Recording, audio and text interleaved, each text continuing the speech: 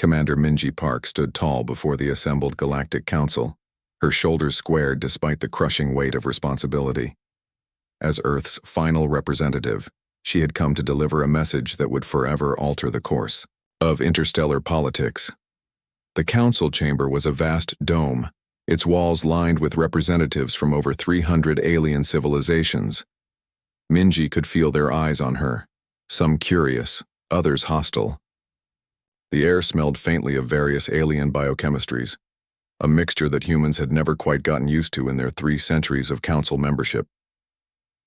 The representatives from Earth wished to address the council, announced the session moderator. A tall being with blue skin and 4 arms, Minji stepped forward to the central platform. Her simple blue uniform stood in stark contrast to the elaborate robes and exoskeletons around her. She carried nothing but a small data device. Behind her stood 5 other humans, including her trusted advisor, Taeyong Kim. Honored representatives of the Galactic Council, she began, her voice clear and steady. For 300 years, humanity has participated in what we believed was a cooperative alliance among equals. The room was unusually quiet. Rumors of Earth's dissatisfaction had been spreading for weeks. Today, by unanimous decision of Earth's united government, I am here to announce our formal withdrawal from all Council treaties, effective immediately. The chamber erupted. Some species wailed in their native tongues while others leapt to their feet. The translation system struggled to keep up with the sudden cacophony of protests. "Order! We will have order!" bellowed Grand Counselor Drav, his 4 eyes blinking rapidly in what humans recognized as extreme agitation. His massive fist pounded the ceremonial staff against the floor 3 times, sending vibrations throughout the chamber. Minji waited for the noise to subside. She had expected this reaction. "Our decision is not made lightly," she continued when she could be heard again. "For decades, we have raised concerns about the unfair treatment of human worlds. Our colonies face resource restrictions that are not applied to other developing species. Our research is routinely blocked by safety regulations that somehow never affect the projects of Council founding members." On a large display behind her, Taeyong activated a series of charts showing the systematic disadvantages imposed on human development. Earthships are subjected to random inspections at 3 times the rate of any other species, Minji pointed out. Human-led innovations are classified as potentially destabilizing at 7 times the galactic average. The Grand Counselor's skin had darkened to a deep purple. These regulations exist for the stability of all. Humanity agreed to these terms when joining the Council. "We agreed based on incomplete information," Minji replied firmly. "We were never told that these rules would be applied unequally." From the Altarian section, a crystalline being rose on its gravity platform. "What of your treaty obligations? The technology exchanges? The defense pacts?" "All technology shared with Earth will remain yours to use," Minji answered. "But from this day forward, human innovation belongs to humanity first. We will form individual agreements with species who wish to trade fairly." The Vespid representatives were buzzing loudly among themselves, their translucent wings vibrating with alarm. Their Queen Speaker's voice cut through the noise. "This is unprecedented. No species has ever withdrawn from the Council once admitted. Then perhaps it is time for the Council to examine why." Taeyong Kim spoke up for the first time, his voice calm but carrying an edge. As the meeting dissolved into arguments, Minji and her team prepared to leave. Their transport was waiting to take them back to Earth's embassy, which would soon be closed permanently. In a quiet corridor outside the main chamber, a slender figure approached them. Counselor Nima of the Trilaxian Federation moved with unusual haste, his translucent skin pulsing with anxiety. "Commander Park," he whispered, glancing around to ensure they weren't observed. "You should know, there are containment protocols for situations like this." Minji frowned.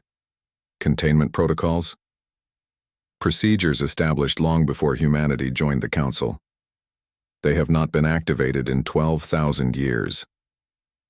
Nima's skin rippled with color patterns that indicated extreme stress in his species. The founding races consider some knowledge too dangerous to be developed outside council supervision. Are you warning us of military action? Taeyong asked sharply. I cannot say more, Nima replied. But Earth should prepare. The council does not relinquish control easily. As the Trilaxian hurried away, Minji exchanged a troubled glance with Taeyong. Contact Admiral Lee, she said quietly. Tell him to accelerate the defense preparations. It seems our independence may come at a higher price than we anticipated. As they boarded their ship, Minji looked back at the towering council spire one last time. For centuries, humans had seen it as a symbol of unity among the stars. Now she understood it was something else entirely. A beautiful cage, designed to control species the council deemed too unpredictable. It was time for humanity to fly free, whatever the consequences. Admiral Junho Lee stood on the observation deck of Earth Defense Station Artemis, watching as the last council monitoring platform was dismantled by his engineers. The massive structure had loomed over Earth for nearly a century, supposedly to facilitate communication, but actually monitoring all planetary activities. Good riddance, he muttered, as the engineers cut through the final support beams. The pieces would be repurposed. Humanity wasted nothing these days. Through the vast window, Earth shone blue and beautiful below. For the first time in 3 centuries, no alien technology watched its skies. The station itself had been built using Earth designs, one of the few military projects the Council hadn't managed to block or limit. Status report on Project Prometheus? He asked his aide without turning.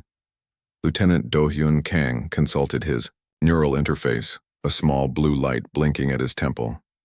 Sir, with the Council restrictions lifted, Dr. Sunwoo reports the prototype achieves 94% efficiency. We can begin retrofitting the fleet within 30 days. Junho nodded, satisfaction, warming his chest. For decades, human scientists had developed theoretical models for advanced propulsion systems, only to have their funding mysteriously cut, or key researchers die in improbable accidents.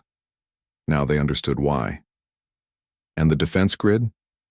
The first 3 layers are fully operational. The outer layer will be complete within 2 weeks. A soft chime indicated an incoming transmission. Admiral Lee accepted it with a gesture. Admiral, this is Commander Park. Minji's face appeared on a small holographic display. She looked tired, but determined. The Council's response was, as expected. I've sent you the full report. We received a warning about potential containment protocols. I've already ordered all ships to combat readiness, Junho replied. How soon will you return? Our shuttle leaves in 3 hours. We're shutting down the embassy now. She paused. The Trilaxian representative, Nima, risked a lot to warn us. He believes we're in serious danger. After the call ended, Junho stared at the stars beyond Earth. Out there, in the vast darkness between those points of light, decisions were being made that would shape humanity's future.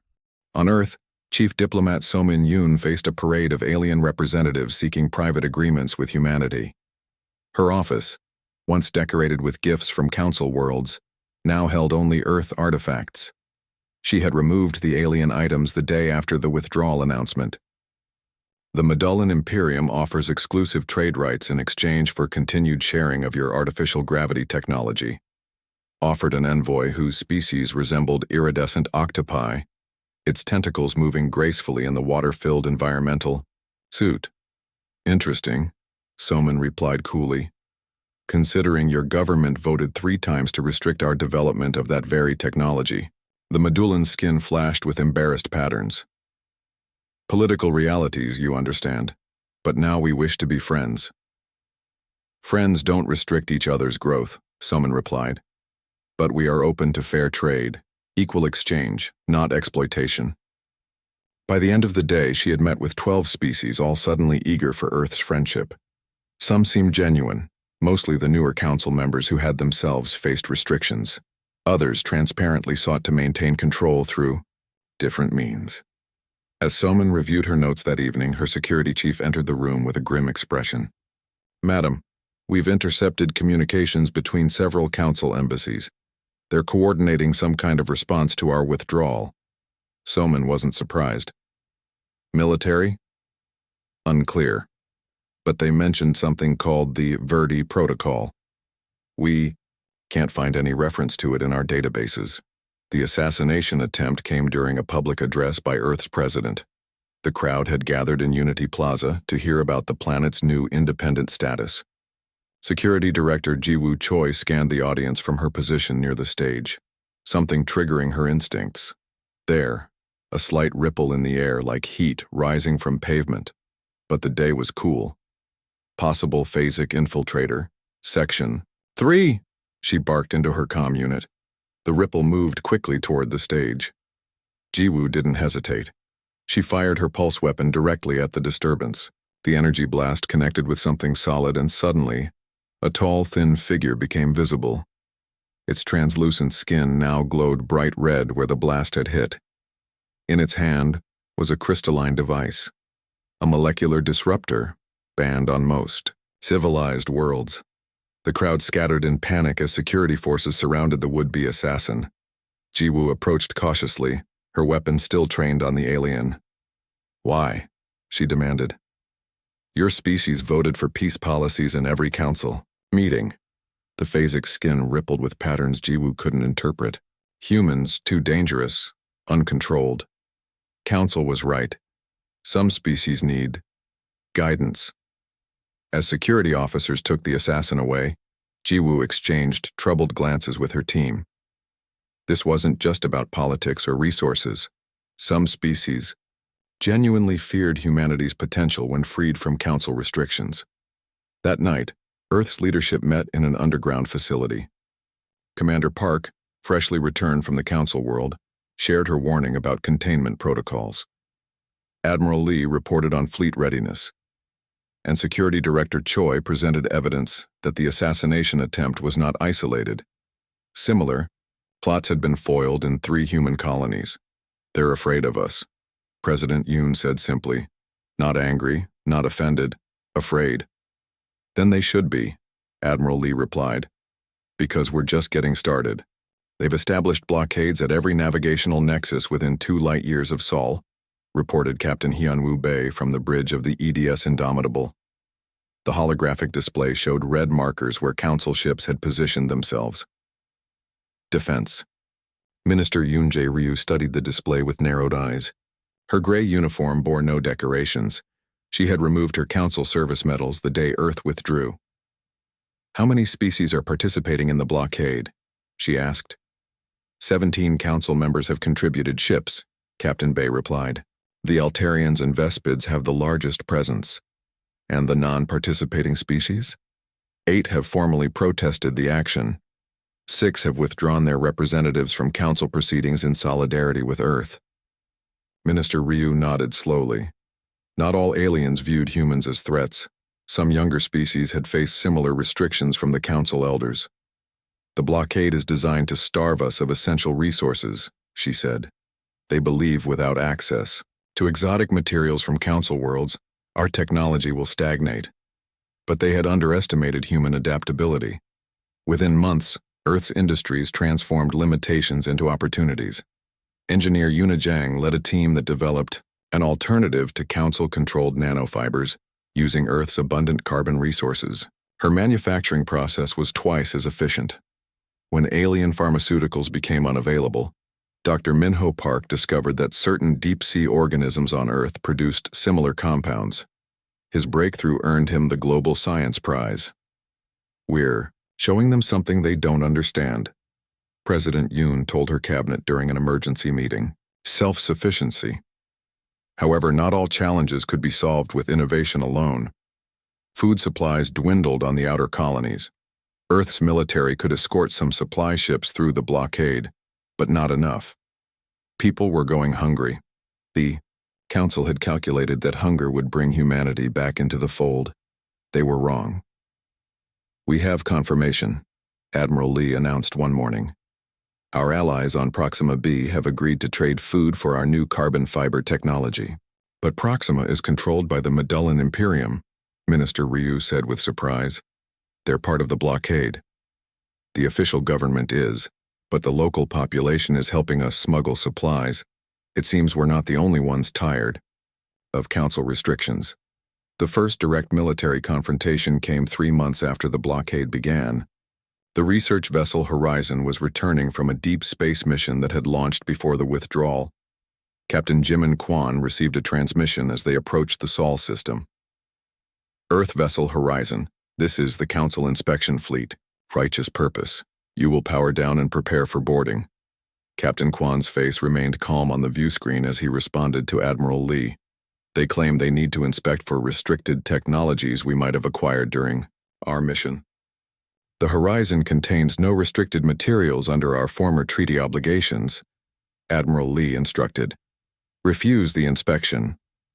When Captain Kwan transmitted the refusal, the Council vessels moved to surround the Horizon. This is your final warning, came the transmission. Power down or we will fire. All crew to battle stations, Captain Kwan ordered calmly. Activate defense systems. When the Council ships opened fire, they expected quick compliance. Instead, the Horizon's hull shimmered as previously concealed defense systems activated.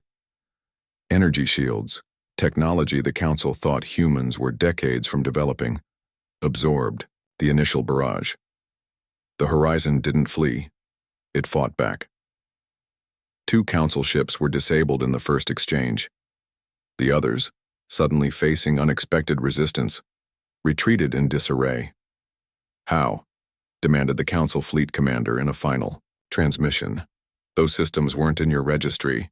We've learned to keep some cards hidden, Captain Kwan replied before cutting communication. The news of the battle spread quickly across Earth and its colonies. People celebrated in the streets, but in secure government facilities, leaders knew this was just the beginning. The Council will see this as confirmation of their fears, Commander Minji Park warned during the emergency meeting, that humans are dangerous and unpredictable.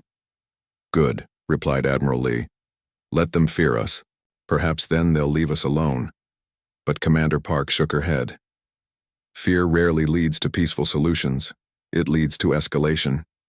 Her warning proved correct when, a week later, Agent Dong-Hae Lee infiltrated a Council archive facility during a high-risk intelligence operation. What he discovered confirmed their worst fears. Humanity had been shepherded along a specific technological path that limited their potential while making them useful to the Council's economic needs. More disturbing was evidence of similar containment operations against other species in the past.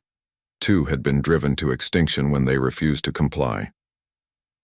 We need to find allies, President Yoon decided after reviewing the intelligence. Other species who recognize the Council for what it truly is, not a cooperative alliance but a system of control. As if in answer to her words, a transmission arrived from an unexpected source. Counselor Nima of the Trilaxians, the same official who had warned Commander Park months earlier. There are others who wish to be free, his message stated simply. We should talk. Commander Minji Park stepped out of the small transport ship onto the surface of Neutron Station. The space station hung in orbit around a neutron star, far from any main travel routes. It was a perfect meeting place, neutral territory owned by traders who asked no questions. A figure waited for her at the end of the docking bay. It was Counselor Nima, his translucent skin glowing softly in the dim light. Unlike their last meeting in the Council halls, he now wore simple clothing with no government markings. You came alone, he said, sounding relieved. As we agreed, Minji replied. But my ship will know if I don't return. Nima nodded. Follow me. The others are waiting. They walked through narrow corridors where beings from dozens of species conducted business. Most paid them no attention. Unusual pairings were common in such places. Nima led her to a private meeting room where representatives from 5 other species waited. Minji recognized a Meridian scientist named Elo, whose species resembled tall humanoids with copper-colored skin. There was also a Vespid worker scholar, unusual as most Council representatives from their species were from the ruler caste. We risk much by meeting you, said the Vespid, her wings vibrating slightly. As do I, Minji replied. But we all want answers. Nima activated a device that created a field around them. For privacy, he explained. What I'm about to share violates my oath to the Council. He projected ancient records into the air between them. The text was in Old Galactic, a language few still understood. The Council wasn't formed as a cooperative alliance, Nima explained, translating the flowing symbols. It was designed as a containment system for volatile species, those who evolve too quickly or unpredictably. And humans qualify as volatile? Asked Minji. The most volatile discovered in 50,000 years, replied Elo, the Meridian scientist. Your species accomplished in centuries what took others millennia. The Council elders were frightened by your rapid advance from planetary civilization to space travel. The Council has done this before, said a small, furry being from a species Minji didn't recognize. My ancestors were deemed volatile. Our technology was restricted, our colonies limited. We eventually accepted our place. The difference, said Nima, is that humans keep finding ways around the restrictions. You develop alternative technologies when primary paths are blocked. You adapt unlike any species we've encountered. Meanwhile, under Admiral Lee's direction, humanity had established secret colonies in uncharted regions beyond Council space. These contingency worlds would ensure human survival regardless of Council actions. On one such world, named Haven, engineers worked day and night building infrastructure. Unlike Earth colonies, Haven didn't appear on any official maps. Its existence was known only to a select few in Earth's government. If the Council decides to make an example of us, we'll have somewhere to rebuild, Admiral Lee had explained to the President when proposing the project. The Council didn't know about Haven, but they were learning about other human activities that concerned them deeply. On Earth, Dr. Minseo Huang made a breakthrough while studying ancient human DNA compared to samples from other worlds. She had gained access to genetic records from 27 Council species, some through official channels, others through Agent Donghei's covert operations. President Yoon, what I've discovered changes everything we thought about ourselves, she explained during a secure briefing. Several government officials and military leaders sat around a table, their faces serious in the soft light. Earth's evolutionary conditions were uniquely challenging, Dr. Huang continued. The constant shifts in climate, the competitive ecosystems, they created selection pressures that favored adaptability above all else. What makes this significant? Asked Defense Minister Ryu. Most Council species evolved on worlds with stable conditions. Their evolution rewarded specialization, not adaptability. They developed highly specific traits for their environments. Dr. Huang displayed comparative genetic analyses on the wall screen. When they encountered problems, they evolved specific solutions over millions of years. And humans? Asked the President. We evolved general solutions. We didn't develop thick fur for cold. We created clothing that could be changed as needed. We didn't evolve specialized diets. We became omnivores who could eat almost anything. Our greatest advantage isn't strength or speed or any specific ability. It's our capacity to adapt quickly to new challenges. The room was silent as everyone processed this information. The Council fears us because they don't understand us, Minji said later, after returning from her secret meeting. They expect species to follow predictable patterns over thousands of years. We don't fit their models, and that's why they tried to control our development, Admiral Lee concluded, to make us more like them, specialized, predictable. What they don't realize, President Yoon said softly, is that by pushing us away, they've only accelerated our adaptation. Humanity is evolving faster than ever before, not biologically but culturally and technologically. And that evolution was about to reshape the galaxy. 2 years after Earth's withdrawal from the Galactic Council, the galaxy's political landscape had transformed completely. 7 former Council species had followed Earth's example, withdrawing from the ancient alliance. The Council, once the undisputed power in known space, now faced its greatest challenge in 50,000 years. Admiral Junho Lee stood on the bridge of the flagship Ascendant, watching as the stars streaked by in the view screen. The ship's quantum drive, a technology developed after Earth's withdrawal, moved them through space faster than any Council vessel could track. "We're approaching Earth, Space Admiral," reported Captain Minji Park. Once Earth's diplomat, she had joined the Defense Forces after the blockade began. Long-range scanners detect a large fleet ahead. "Council ships?" "Yes, sir. 57. Vessels heavily armed. It seems they've decided to make their move." Junho nodded grimly. Intelligence had warned this was coming.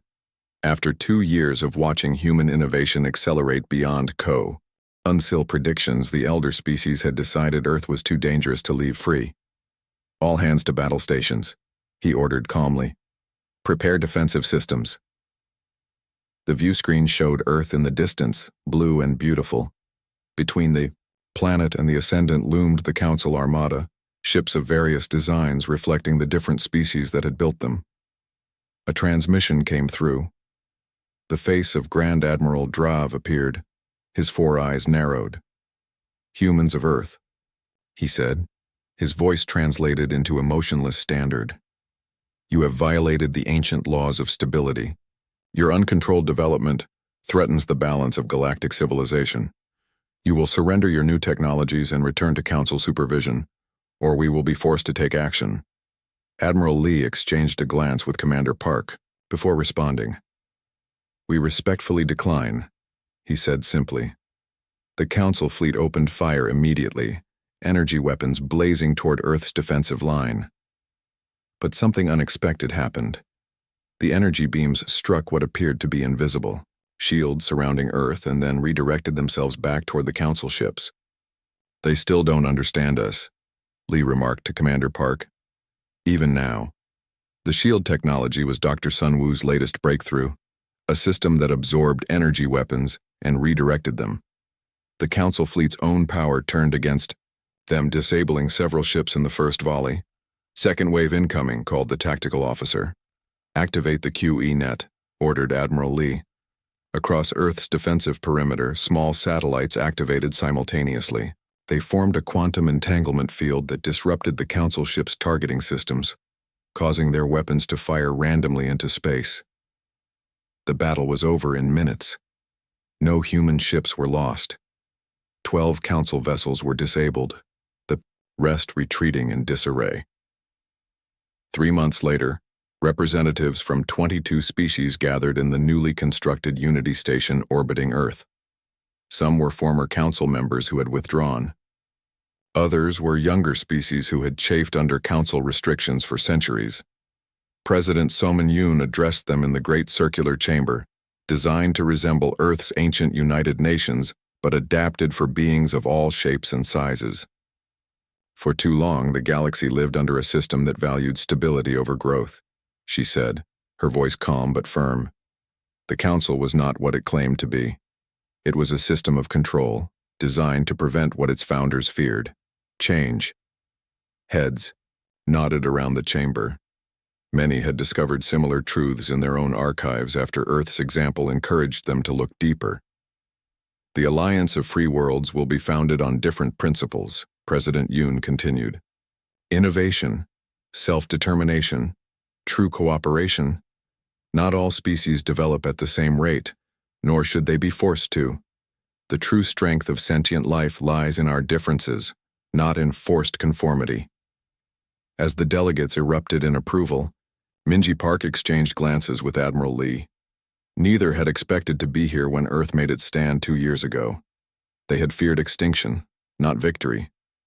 In a quiet moment after the ceremony, they stood looking at Earth through the station's observation window. "Do you think the Council will try again?" Minji asked. "Not in the same way," Junho replied. "Our quantum entanglement communicator changed everything. With instant communication across any distance, their control of information is finished." The quantum entanglement communicator was perhaps humanity's greatest achievement since independence. It allowed instant transmission of data across any distance, rendering the Council's carefully controlled information networks obsolete overnight. "We've started something that can't be stopped," Minji said quietly. "Not just for humans, but for all species who want to chart their own course." Junho nodded, watching as ships from a dozen worlds moved around Earth's orbit, engaged in free trade and cultural exchange without Council oversight. They thought putting us in a cage would make us safe and predictable, he said. They never understood that the cage only made us more determined to fly free. Below them, Earth turned slowly in the darkness of space, its lights twinkling against the night side. For the first time in 3 centuries, its future was truly its own.